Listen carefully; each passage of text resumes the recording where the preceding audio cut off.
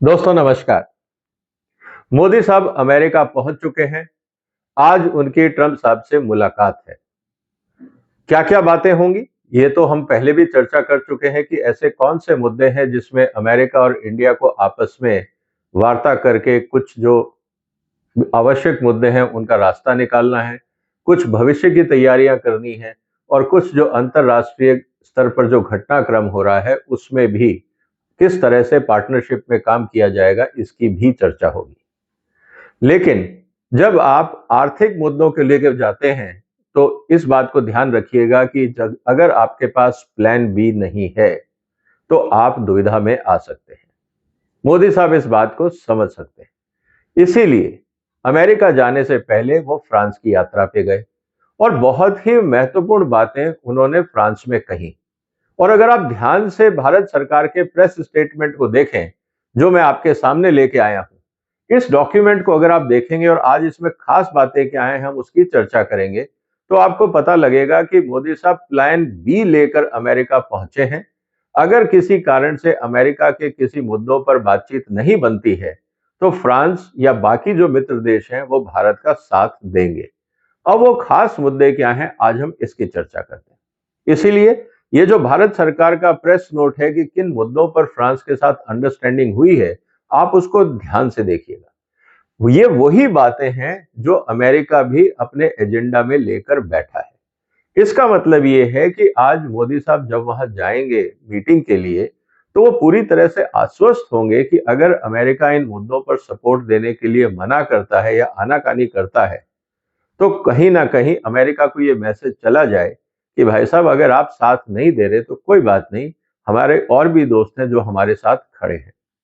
इस बात को आपको समझना होगा क्योंकि अमेरिका पूरी दुनिया में इस बात के लिए जाना जाता है, जो ट्रंप साहब ने अपने कैंपेन में भी कहा, अमेरिका फर्स्ट। जब अमेरिकन हितों की बात आती है तब वो किसी की नहीं सुनते हैं और ये बात पूरी दुनिया में डिप्लोमेसी सर्कल्स में बहुत कॉमन है। अब क्या महत्वपूर्ण मुद्दे हुए इसकी बात हम करेंगे। गए किस लिए थे अमेरिका? वहां पे आर्टिफिशियल इंटेलिजेंस एक्शन समिट था और जो वो चाह रहे थे कि मुलाकात हो। अब सबसे इंपॉर्टेंट बात यह है कि अगला समिट भारत में होगा आर्टिफिशियल इंटेलिजेंस को लेकर और फ्रांस के राष्ट्रपति महोदय ने कहा है कि हम इस बात का समर्थन करेंगे कि ये भारत में हो। बहुत सारे बायलैटरल और इंटरनेशनल लेवल की बातें भी हुई और भारत का जो यूएन में स्तर है उसको कैसे हम सामने रखें इस बात को भी लेके चर्चा हुई। लेकिन कुछ जो स्पेसिफिक मुद्दे हैं मैं आज उनकी चर्चा कर रहा हूं, इसलिए आप इस वीडियो को पूरा देखिएगा, इस वीडियो को शेयर करिए और जो मुद्दे इसमें दिखाए गए हैं बताए गए हैं आप उनको सोचिएगा कि आने वाले दिनों में अगर ये जो एग्रीमेंट हुआ, अंडरस्टैंडिंग हुई है फ्रांस और भारत के बीच में, अगर ये फ्रक्टिफाई होती है तो भारत की जो आर्थिक स्थिति है उसको कितनी मजबूती मिलेगी और अमेरिका को भी एक मैसेज जाएगा कि देखिए अगर आप साथ नहीं दे रहे हैं तो कोई बात नहीं, हमारे पास अल्टरनेट ऑप्शंस भी हैं। उदाहरण के लिए आप ये देखिए कि जो फ्रांस के राष्ट्रपति और भारत के प्रधानमंत्री हैं उन्होंने क्या विजिट किया, international thermo nuclear experimental reactor facility. अब ये एक नई टेक्नोलॉजी है फॉर एनर्जी सिक्योरिटी। अब जब एनर्जी सिक्योरिटी की बात आती है तो अमेरिका ये कहता है कि हम दुनिया में सबसे बड़े एनर्जी एक्सपोर्टर होंगे। भारत दुनिया का एक सबसे बड़ा एनर्जी इंपोर्टर है। अगर इस टेक्नोलॉजी का विजिट हुआ है तो इसका मतलब कहीं ना कहीं दोनों देशों के बीच में इस टेक्नोलॉजी को लेकर आगे बात बढ़ाने की संभावना है। दूसरा जो मुद्दा है वो है यूनाइटेड नेशंस में सिक्योरिटी काउंसिल में भारत की हिस्सेदारी, परमानेंट सीट। हर बार उन्होंने कहा है कि हम देंगे और यही बात कहीं ना कहीं अमेरिका भी अगर दिल से कोशिश करे तो यूएन में भारत की परमानेंट सीट हो सकती है, क्योंकि एक ही देश अगर कोई विरोध करेगा तो वो है चाइना। रशिया भारत के साथ है, फ्रांस है, ब्रिटेन है, अगर अमेरिका साथ देता है तो चारों मिलके चाइना को एक हिसाब से ओवररूल कर सकते हैं और ये कह सकते हैं कि हम सिक्योरिटी काउंसिल के अंदर रिफॉर्म चाहते हैं। फिर उसमें भारत, जापान, जर्मनी, ब्राजील जैसे देशों को शामिल करके 5 से बढ़कर 10 लेवल पे बात जा सकती है। लेकिन अमेरिका ऐसा क्यों नहीं चाहेगा इसको भी समझना जरूरी है, क्योंकि आज जो स्थिति है उसमें अमेरिका और ब्रिटेन वर्चुअली एक दूसरे को कॉपी करते हैं। रशिया और चाइना वर्चुअली एक साथ रहते हैं। फ्रांस एक न्यूट्रल प्लेयर है। अब जिस तरह से फ्रांस के साथ भारत की दोस्ती है, तो आप ये मान के चलिए कि फ्रांस का वोट भारत के फेवर में जाएगा। लेकिन अगर कहीं और गड़बड़ होती है तो यूरोप और अमेरिका मिलके उस प्रस्ताव का विरोध करते हैं, इसलिए यूएन काउंसिल आगे बढ़ नहीं पाती। इसीलिए अमेरिका को यह लगता है कि अगर रिफॉर्म हो गए तो कहीं ना कहीं आने वाले दिनों में दिक्कत हो सकती है। अब एक सबसे इंपॉर्टेंट बात जो आई है सामने, वो है बार बार जो फोकस है इस एग्रीमेंट में, वो है इनोवेशन और रिसर्च को लेकर। जिस तरह से एआई है, जिस तरह से बाकी नई टेक्नोलॉजी सामने आ रही है, सेमीकंडक्टर्स के इशू हैं, क्लाउड कंप्यूटिंग है, क्वांटम कंप्यूटिंग है, सैटेलाइट्स हैं, जो नया डोमेन आ रहा है उसमें रिसर्च और इनोवेशन की बहुत जरूरत है। और इसको लेकर फ्रांस और भारत ने एक पार्टनरशिप अंडरस्टैंडिंग करी है। इसके अलावा डिफेंस को लेकर भारत एक सबसे बड़ा आयात देश है। हम चाहते हैं सेल्फ सफिशिएंसी, फ्रांस के पास टेक्नोलॉजी है, इसीलिए अब जो इंपॉर्टेंट एग्रीमेंट हुआ है, अंडरस्टैंडिंग हुई है, defence industrial road map agreed इन 2024, कि भारत में किस तरह से इन्वेस्टमेंट किया जाए ताकि फ्रांस की कंपनियों का व्यापार बढ़े और भारत की आत्मनिर्भरता बढ़े। इसको लेकर भी कई लेवल पे बात हुई, जैसे सबमरीन को बनाना, एयरक्राफ्ट इंजन को बनाना, और जो सबसे इंपॉर्टेंट प्रोग्रेस हुई है वो है discussions in missile, helicopter engines and jet engines. अगर हमारे पास इंजन्स आ जाते हैं तो भारत की आत्मनिर्भरता का रास्ता बहुत तेजी से पूरा होता है। क्या अमेरिका इंजन देगा?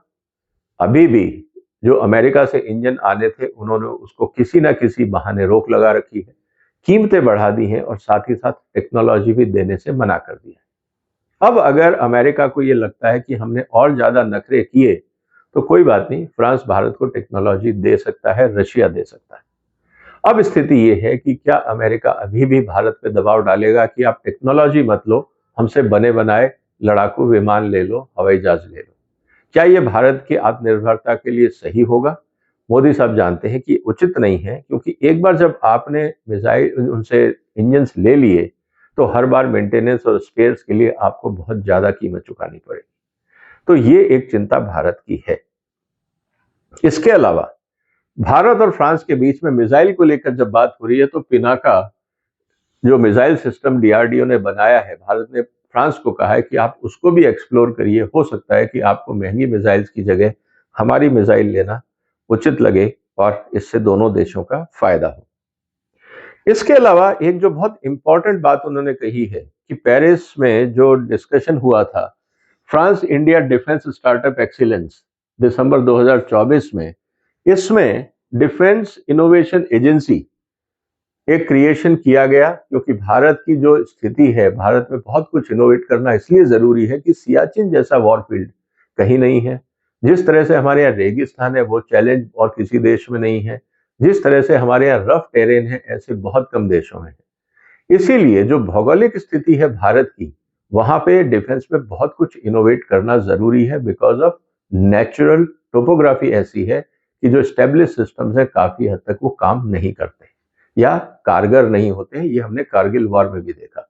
इसीलिए जब तक इनोवेशन नहीं होगा, इस बात को ध्यान में रखा जाएगा और फोकस वही है, horizon 2047 India France defence industrial road map, कि आत्मनिर्भर भारत में क्या भारत सुरक्षा के क्षेत्र में भी आत्मनिर्भर हो सकता है या नहीं, इसको लेकर भी चिंता की गई है। और सबसे इंपॉर्टेंट बात क्या है कि ये क्या करेगा?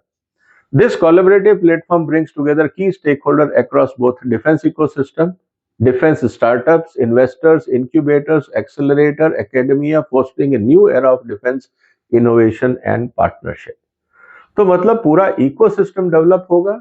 हैंड होल्डिंग बहुत कुछ फ्रांस की कंपनियां कर सकती हैं, वहां के इंस्टीट्यूट कर सकते हैं, भारत में डीआरडीओ है और बाकी जो संस्थाएं हैं, तो एक बहुत अच्छा इकोसिस्टम बन सकता है डिफेंस इनोवेशन को लेकर। और यही बात कही गई है कि आर&डी फ्रेमवर्क, जो टेक्निकल एग्रीमेंट है डिफेंस टेक्नोलॉजीज को लेकर, उसको आगे बढ़ाया जाए और ऐसी टेक्नोलॉजीज आइडेंटिफाई की जाए जो भारत की जरूरतें हों। इसीलिए ये बहुत इंपॉर्टेंट है। एक और महत्वपूर्ण डेवलपमेंट जो चाइना का बेल्ट रोड इनिशिएटिव है उसको काउंटर करने के लिए जो बना है, वो है India middle east Europe corridor, जो G20 में भी इसकी चर्चा हुई थी। और ये बात हमारे सामने है। इसीलिए अगर आप देखें इजराइल की जो कार्रवाई थी वो क्यों इंपॉर्टेंट थी, क्योंकि अल्टीमेटली ये जो कॉरिडोर है ये इजराइल के पोर्ट पे जाके खत्म होता है और उसके आगे बाई शिप फिर यूरोप में जाता है। दोनों तरफ हमास और जो बाकी आतंकवादी गुट थे ये इस पूरे कॉरिडोर के लिए खतरा थे। इसलिए पूरा यूरोप, इंडिया, मिडल ईस्ट इस पूरे काम को लेकर जब इजराइल इन आतंकवादी संगठनों का सफाया कर रहा था, हिजबुल्लाह और हमास का, तो कोई इंटरफियर कर नहीं रहा था, क्योंकि ये आने वाले दिनों में भारत के लिए और पूरी दुनिया के लिए एक सिरदर्दी बन जाती। उसकी सफाई जरूरी थी ताकि ये जो कॉरिडोर है, India middle east Europe corridor, ये आसानी से बन सके और आगे बढ़ सके। सबसे इंपॉर्टेंट चीज है इंडिया यूएसयू रिलेशनशिप, जिस पे एफटीए की हम बात कर रहे हैं, और उसमें ये कहा गया है कि जो इंपॉर्टेंट डेवलपमेंट है, ट्राइलेटरल फॉर्मेट जो है, cooperation in the form of trilateral Australia UAE India, ये जो फॉर्मेट है इसको लेकर भी काफी अप्रिसिएशन है कि अगर हम इस रास्ते से आगे चलेंगे तो बहुत कुछ निकलेगा। और सबसे इंपॉर्टेंट बात है, जो फोकस एरिया है वो है economy, innovation, health, renewable energy, education, culture, maritime domain, और ये सब चीजें इंपॉर्टेंट है, जैसा कि हम जानते हैं कि ये देशों के लिए बहुत जरूरी है। एक और एरिया जिसमें काफी काम हो रहा है भारत में इसरो के माध्यम से और बाकी जगह पे भी कोलैबोरेशन है, और वो है India France strategic space dialogue. ये स्ट्रेटेजिक स्पेस डायलॉग इंपॉर्टेंट है क्योंकि डिफेंस में स्पेस का जो वेपनाइजेशन हो रहा है और जिस तरह से आने वाले दिनों में हम स्पेस टेक्नोलॉजी देखेंगे टेलीकॉम के अंदर, अब उतना अकेला भारत अपने दम पे शायद ना कर पाए।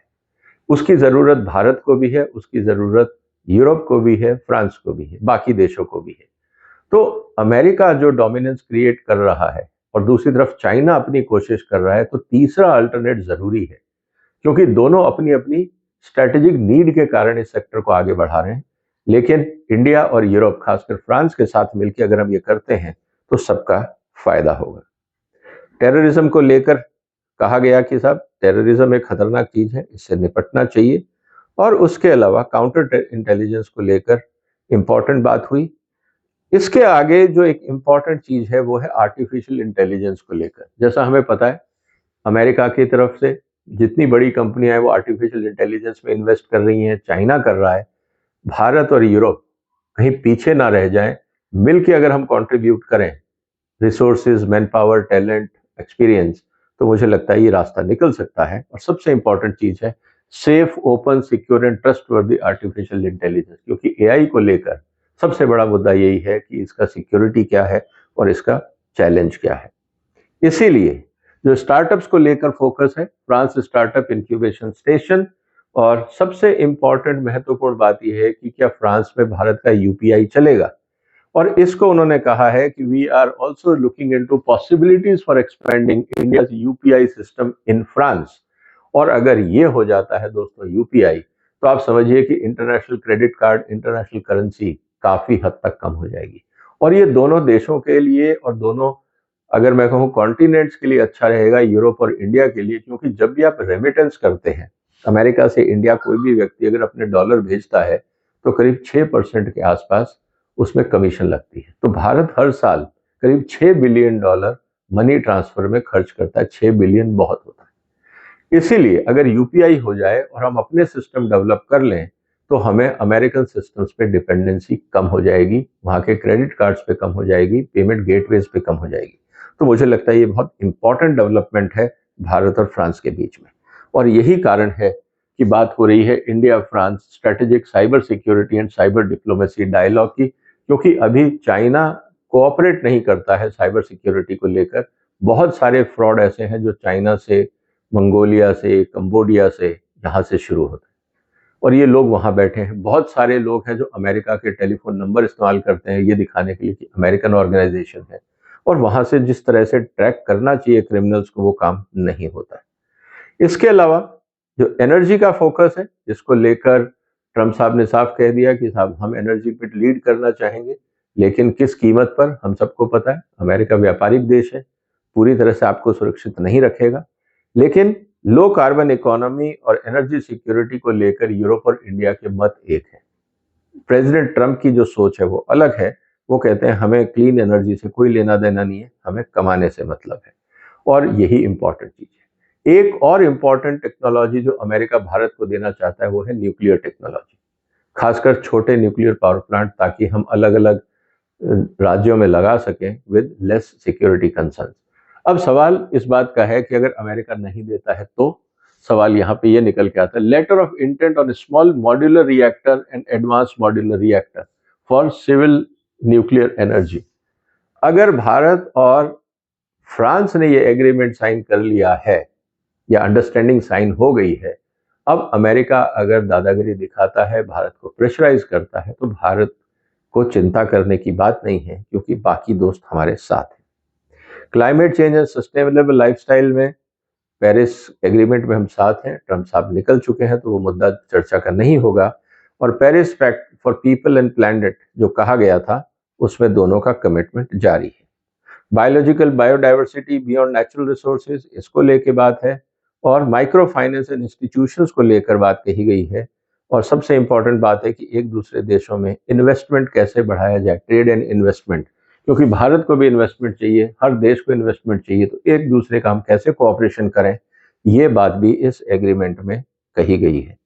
इसके अलावा जो हेल्थ साइड में digital health, AMR anti microbial resistance and exchange of health professionals, 2025 में इस पे बात आगे बढ़ेगी, क्योंकि हेल्थ अपने आप में एक बहुत बड़ा इशू है और लोग चाहते हैं कि हम इसमें आगे बढ़ें। और लाइफ साइंसेज में एक इंक्यूबेशन की हम बात हो रही है, Indo France life sciences sister innovation hub. अब ये जब बात है, अभी तक हम लोगों के जितने इनोवेशन है आपने देखा होगा वो फिनटेक या IT ओरिएंटेड थे, बायोटेक में बहुत कम हो रहा था। अगर इससे बूस्ट मिलता है तो मुझे लगता है कि दोनों देशों के लिए अच्छा होगा। म्यूजियम्स फ्रांस के बहुत फेमस हैं, उसके लिए की भी कोऑपरेशन किया जाएगा कि किस तरह से हम कल्चरल एक्सचेंज करें। ओलंपिक्स के लिए भी भारत को सपोर्ट किया जाएगा, और एक रिक्वेस्ट है फ्रांस की कि भारत के स्टूडेंट आके फ्रांस में पढ़ें। बिकॉज ऑफ लैंग्वेज अभी दिक्कत आती है, लेकिन उम्मीद ये है कि आने वाले दिनों में वहाँ पे भी इंग्लिश पॉपुलर होगी। अब क्योंकि टेक्नोलॉजी है, आप ट्रांसलेशन कर सकते हैं, तो लैंग्वेज उतना बड़ा चैलेंज नहीं है। तो उम्मीद ये है कि करीब 30,000 स्टूडेंट्स वहाँ जाके पढ़ेंगे। इस साल उम्मीद है कि 10,000 जाएंगे। इसके साथ साथ स्किल डेवलपमेंट पे फोकस है, और स्किल डेवलपमेंट को लेकर memorandum of understanding to foster cooperation in skill development, vocational training and education को लेकर फोकस किया गया है कि आने वाले दिनों में हम इस पे भी काम करेंगे। तो कुल मिला के स्थिति है दोस्तों की जो फोकस है वो है होराइजन 2040 रोड मैप, क्योंकि भारत को विकसित देश बनना है तो फ्रांस जैसे दोस्तों का साथ जरूरी होगा बहुत सारे लेवल्स पे। अब दोस्तों सवाल इस बात का है कि इस अंडरस्टैंडिंग के साथ जब मोदी साहब ट्रंप से मिलेंगे, उनको पता है कि उनके बैकअप में क्या है। अब ट्रंप साहब को भी ये पता होगा, उनकी टीमों ने भी अंडरस्टैंडिंग पढ़ ली होगी, अपने वहां पे ब्रीफिंग हो गई होगी, डिप्लोमेटिक स्ट्रेटेजिक सब ब्रीफिंग हो चुकी होगी। ट्रंप साहब को भी बता दिया गया होगा कि ये रास्ते हैं, यहाँ पे हम थोड़ा हार्ड बारिंग कर सकते हैं, यहाँ पे हम थोड़ा फ्लेक्सिबल रह सकते हैं। अब देखना यह है कि ट्रंप और मोदी साहब के बीच में जो डिस्कशन होगा, जो बार्गेनिंग होगी, वो किस स्तर पे होगी। क्या ट्रंप साहब अपनी पूरी बातें थोप पाएंगे? क्या मोदी साहब अपना नेगोशिएटिंग स्किल दिखा के कुछ बीच का रास्ता निकालेंगे? किस तरह से दोनों देश एक दोस्त की तरह आगे बढ़ेंगे, एक दूसरे पे बोझा ना बन के, एक दूसरे को दबाव में ना रख के? अगर ऐसा होता है तो ये बहुत यूजफुल रहेगा। अदरवाइज तो जैसे दुनिया चल रही है चलती रहेगी, हर देश अपने अपने लिए काम करेगा। उम्मीद है दोस्तों आपको प्रधानमंत्री की जो फ्रांस यात्रा है वहां पे क्या क्या अचीवमेंट हुई, जिसका मैंने आपको ब्रीफ एनालिसिस बताया। अब आगे क्या होता है, अमेरिका में क्या होता है, इस पे भी हम नजर रखेंगे। लेकिन मुझे लगता है कि ये जो दौरा रहा फ्रांस का, ये काफी यूजफुल रहा, काफी सही डायरेक्शन में एग्रीमेंट हुए, खासकर स्ट्रेटेजिक एरिया में जहां भारत कमजोर है। अगर फ्रांस जैसे देशों का टेक्नोलॉजिकल सपोर्ट और एक्सपीरियंस एक्सपर्टाइज मिलता है तो भारत के लिए उचित होगा। आपका क्या कहना है दोस्तों इस पूरे मुद्दे पर? जो भी आपके विचार हो कमेंट बॉक्स में लिखिए, और ये बताइए कि क्या आने वाले दिनों में भारत के ऊपर ट्रंप साहब कोई सख्त टैरिफ लगा पाएंगे, कोई सख्त कानून लगा पाएंगे? आपके क्या विचार हैं और भारत क्या उनसे विचलित होगा? जो भी आपके विचार हो कमेंट बॉक्स में लिखिए। इस चैनल को सपोर्ट करिए, वीडियो को लाइक जरूर करिए, शेयर भी करिए और इस चैनल को भी सब्सक्राइब करिए। बहुत सारी बातें हैं जो हम आपके साथ करेंगे। फिर मुलाकात होगी एक और महत्वपूर्ण घटनाक्रम के साथ। तब तक अपना ध्यान रखिएगा। फिलहाल वंदे मातरम।